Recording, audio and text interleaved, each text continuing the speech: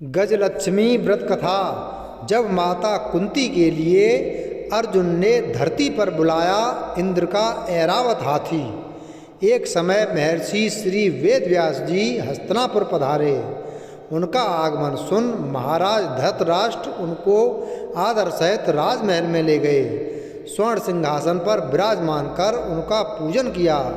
श्री व्यास जी से माता कुंती तथा गांधारी ने हाथ जोड़कर प्रश्न किया, हे महामुने, आप त्रिकालदर्शी हैं, अतः आपसे हमारी प्रार्थना है कि आप हमको कोई ऐसा सरल व्रत तथा पूजन बताएं जिससे हमारा राज्य लक्ष्मी, सुख संपत्ति, पुत्र पौत्रादि व परिवार सुखी रहे। इतना सुन श्री वेदव्यास जी कहने लगे, हम एक ऐसे व्रत का पूजन व वर्णन कहते हैं जिससे सदा लक्ष्मी जी का निवास होकर सुख समृद्धि की वृद्धि होती है। यह श्री महालक्ष्मी जी का व्रत है। इसे गजलक्ष्मी व्रत भी कहा जाता है, जिसे प्रतिवर्ष आश्विन कृष्ण अष्टमी को विधिवत किया जाता है। हे महामुने, इस व्रत की विधि हमें विस्तार पूर्वक बताने की कृपा करें।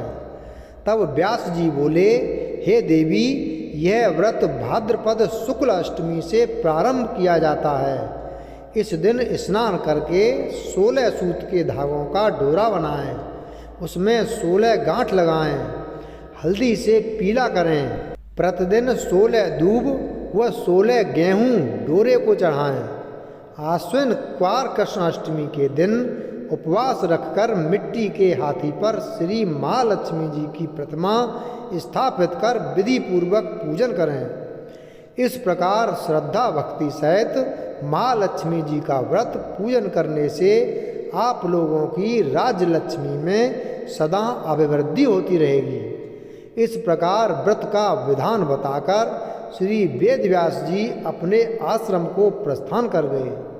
इधर समयानुसार भाद्रपद शुक्ल अष्टमी से गांधारी तथा कुंती अपने अपने महलों में नगर की स्त्रियों सहित व्रत का आरंभ करने लगी। इस प्रकार 15 दिन बीत गए। 16वें दिन आश्विन कृष्ण अष्टमी के दिन गांधारी ने नगर की सभी प्रतिष्ठित महिलाओं को पूजन के लिए अपने महल में बुलवा लिया। माता कुंती के यहाँ कोई भी महिला पूजन के लिए नहीं आई। साथ ही माता कुंती को भी गांधारी ने नहीं बुलाया। ऐसा करने से माता कुंती ने अपना बड़ा अपमान समझा। उन्होंने पूजन की कोई तैयारी नहीं की एवं उदास होकर बैठ गईं। जब पांचों पांडव युधिष्ठिर, अर्जुन, भीम, नकुल और सहदेव महल में आए तो कुंती को उदास देखकर पूछा, हे माता, आप इस प्रकार उदास क्यों हैं? आपने पूजन की तैयारी क्यों नहीं की? तब माता कुंती ने कहा, हे पुत्र, आज महालक्ष्मी जी के व्रत का उत्सव गांधारी के महल में मनाया जा रहा है।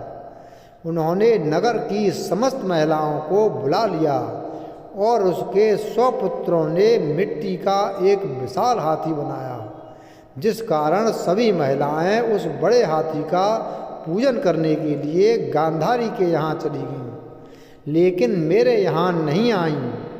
यह सुनकर अर्जुन ने कहा, हे माता, आप पूजन की तैयारी करें और नगर में बुलावा लगवा दें कि हमारे यहाँ स्वर्ग के ऐरावत हाथी का पूजन होगा।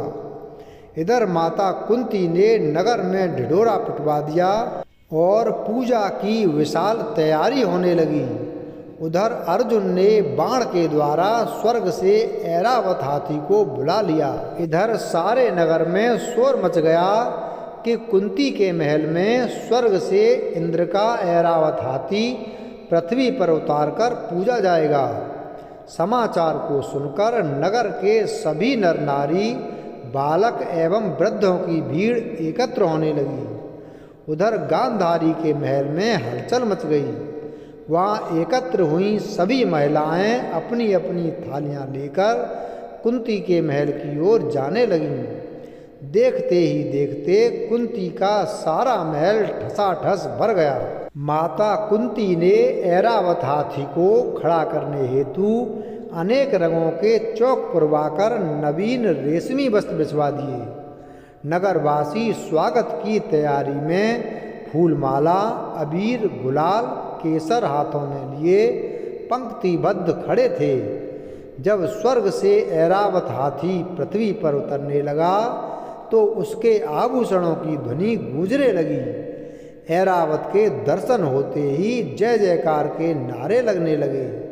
सायंकाल के समय इंद्र का भेजा हुआ हाथी ऐरावत माता कुंती के भवन के चौक में उतर आया। तब सब नर नारियों ने पुष्पमाला, अबीर, गुलाल, केसर आदि सुगंधित पदार्थ चढ़ाकर उसका स्वागत किया। राज्य पुरोहित द्वारा ऐरावत पर महालक्ष्मी जी की मूर्ति स्थापित करके वेद मंत्रोच्चारण द्वारा पूजन किया गया। नगरवासियों ने भी महालक्ष्मी पूजन किया। फिर अनेक प्रकार के पकवान लेकर ऐरावत को खिलाए और यमुना का जल उसे पिलाया गया। राज्य पुरोहित द्वारा स्वस्थ वाचन करके महिलाओं द्वारा महालक्ष्मी का पूजन कराया गया। 16 गांठों वाला डोरा लक्ष्मी जी को चढ़ाकर अपने अपने हाथों में बांध लिया।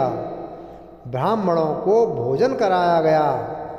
दक्षिणा के रूप में स्वर्ण आभूषण, वस्त्र आदि दिया गया। तत्पश्चात महिलाओं ने मिलकर मधुर संगीत लहरियों के साथ भजन कीर्तन कर संपूर्ण रात्रि महालक्ष्मी व्रत का जागरण किया। दूसरे दिन प्रातः राज्य पुरोहित द्वारा वेद मंत्रोच्चार के साथ जलाशय में महालक्ष्मी जी की मूर्ति का विसर्जन किया गया। फिर ऐरावत को विदा कर इंद्रलोक को भेज दिया। इस प्रकार जो स्त्रियां श्री महालक्ष्मी जी का विधि पूर्वक व्रत एवं पूजन करती हैं उनके घर धन धान्य से पूर्ण रहते हैं तथा उनके घर में महालक्ष्मी जी सदा निवास करती हैं। इस हेतु महालक्ष्मी जी की यह स्तुति अवश्य बोलें। महालक्ष्मी नमस्तुभ्यं सुरेश्वरी, हरि प्रिये नमस्तुभ्यं दयानिधे।